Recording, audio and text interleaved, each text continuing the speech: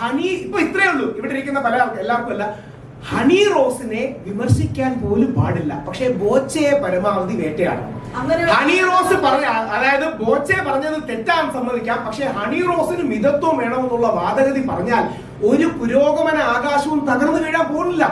ഇത് കപട പുരോഗമനവാദമാണ്. അതായത് കപട സദാചാരവാദം ഉള്ളതുപോലെ ഈ കപട പുരോഗമനവാദം കാരണമാണ് ആണുങ്ങളെ നിയന്ത്രണം ടാർഗറ്റ് ചെയ്തത്. ഒരു പെട്ടെന്നൊരു ഉദാഹരണം 10 സെക്കൻഡ് പറയാം. ഞാൻ ചാനലിന്റെ പേര് പറയാമെങ്കിൽ മിനിഞ്ഞാന്ന് ഫ്ലവേഴ്സ് ന്യൂസ് 24 നിന്നപ്പോൾ കോൺഗ്രസിന്റെ തന്നെ പ്രവർത്തകയായ വീണയോട് നേരത്തെ ചോദിച്ചതുപോലെ നമ്മുടെ ഉമ്മൻചാണ്ടി സാറിനെതിരെ വ്യാജ പരാതി കൊടുത്തത് തെറ്റാണ്, ആ സ്ത്രീക്കെതിരെ നടപടി എടുക്കാമെന്ന് ചോദിച്ചു. ഒരു പൊസിഷന് കമ്മിറ്റ് ചെയ്യുന്നില്ല. എന്തുകൊണ്ടാണ്? പറഞ്ഞാൽ സ്ത്രീപക്ഷവാദി അല്ലാതായി പോകും, പറഞ്ഞാൽ പുരോഗമനവാദി അല്ലാതായി പോകും, പറഞ്ഞാൽ ലിബറൽ അല്ലാതായി പോകും. സത്യം പറയുന്നതാണ് സാർ പ്രധാനം. ഞാൻ ലിബറൽ അല്ല, പുരോഗമനവാദി അല്ല, ഫെമിനിസ്റ്റും അല്ല, 3 പേരെ വെക്കുന്നവരാണ്. പക്ഷേ സത്യം എന്നൊരു കാര്യമില്ലേ?